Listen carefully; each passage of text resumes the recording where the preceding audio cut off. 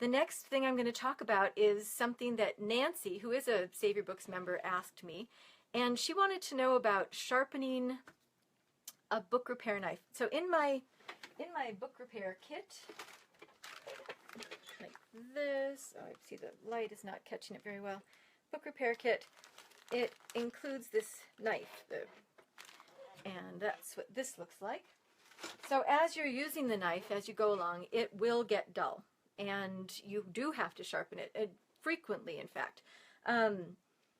Believe in the kit I have some bits of cardboard and some 320 grit sandpaper, and that's basically what I use to keep my knife sharp. So what I've got here is what you get in the kit, basically. I'm going to make sure this is included in the kit now for sure.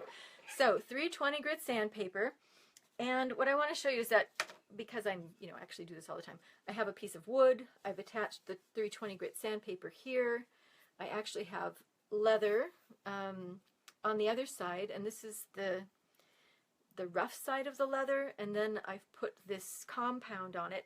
I used to use this green compound. I don't remember what it's called. I stopped using it, but you can use this. It's available at like woodworking stores, and you get that and you rub it into the leather, like that, and it helps make a slick surface for the knife to really get shiny and sharp on. The thing I use now is this chrome glands, which I don't even know where to get it. It's got to be out there though, so Google that, chrome glands. But I'm gonna put the camera back down to show you kind of the motion of how I sharpen this knife. Oh, before I do that, so the knife that I've designed, this knife, it's a book repair lifting knife or scraping knife. And what's up with it is that it's completely flat on this side. There's no bevel on this side. And on this side, it's a very steep bevel, actually comes all the way out to here. It's a good, not quite a 1/4 of an inch, maybe a 1/4 of an inch, 3/16 at least. And that long bevel makes it perfect for lifting. And then the thing that's, kind of new that I haven't seen anybody else doing is that I designed the tip of the knife to be like a fingertip. Like, just like if you wish your finger were a knife and you wanted to lift things up on your book or whatever, that's what this knife is for. It's my #1 tool. I think I could do book repair anywhere with this knife. And then I designed it to have a nice little point on the tip so that if you wanted to scrape tiny little things, then you can do that. And so that's it. That's the book repair knife. So now I'm going to take it down and show you what I do to sharpen it. Let's go down. Okay, let's try this. I'm just going to raise it up a little so you can really see. There we go. Okay, oops, so not using that. So here's the 320 grit sandpaper. I'll admit 320 is a bit harsh, but what I want to say is that you can use, other grits. The reason I'm using the 320 is, I've got it everywhere in my shop. It's just what's here. Also, this, the roll of the 320 that I have, this side is sticky, so it's super easy to just put some down.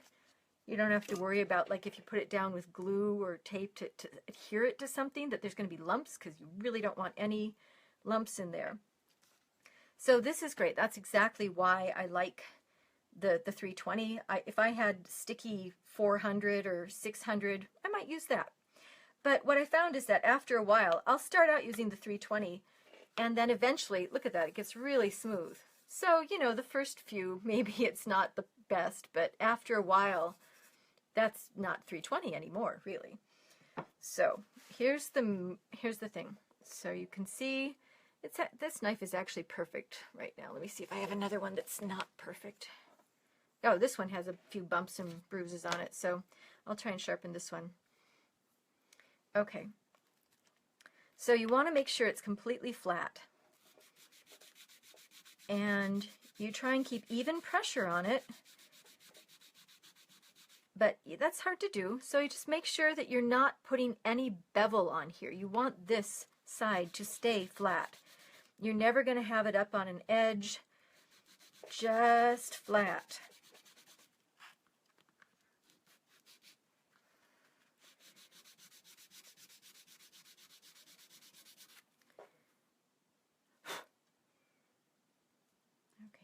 So what I was looking at there, and I don't know if the camera's going to be able to pick this up, is that there is just a tiny, like a change in the color or the shininess right at the very tip.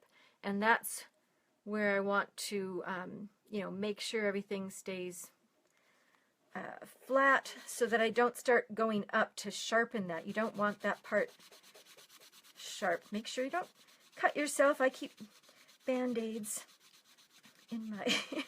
It's like, they say it's like a knife is not really yours until it's cut you. Believe me, all of my knives are mine. There we go. All right, that's actually looking pretty good. All right. And you know, the first rule of repairing books is don't bleed on your books. Just no matter what, don't bleed on your books. Just to get that out there. All right, so now on this other side, this is the tricky part because obviously there's a bevel all the way around here. I pretty much ignore this area because I don't use it often. I'm pretty much focused up here. But, you know, I'll try and keep that fairly nice. Okay, so this part is the more tricky part. And so I'm feeling from what I did before, I can feel that there's a burr. You use your fingertips and you can just feel that from all that sharpening this direction, I've created a little bit of a burr on this side, and that's what we need to get rid of. The rest of it, just examining this, it's great to look at how the light reflects on the surface to really see what's going on and where the angles and bevels are. So in any case, on this, I might focus on the very front of it first, and then I slowly roll it forward.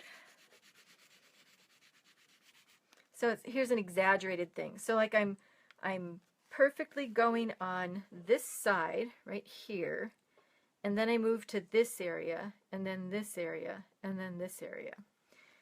So I focus there, and then as I feel like it's getting sharper, I move slightly to the front, a little more to the front, a little more to the front, a little more to the front, and now I'm kind of coming around the very tip now. And then I just went back toward the edge again. You can see some of what's going on, I think. I don't know if it's showing it up at all on the screen. What I'm seeing is that the tip isn't getting enough because of a point. How can I describe that? It's like in that angle that I just did it, I missed the very edge. So this time I'm going to do it again. I'm going to give a little more of a lift to the knife right at the very tip so that I can catch that edge. And you can totally reshape your knife to, you know, and it will be reshaped to whatever, you know, your hand does with the sharpening tool here. And I'm just trying to go right up to the edge.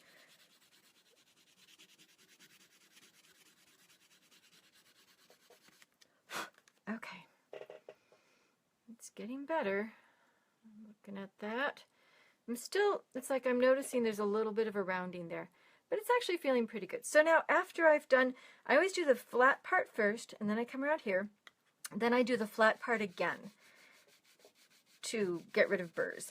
And this is the point at which I would take it to the leather part, but you don't even have to. It's pretty sharp now. Let's see, what can I cut? There, that's how sharp it is. And so this, because I feel no burrs, would be just fine for doing any lifting or scraping at this point.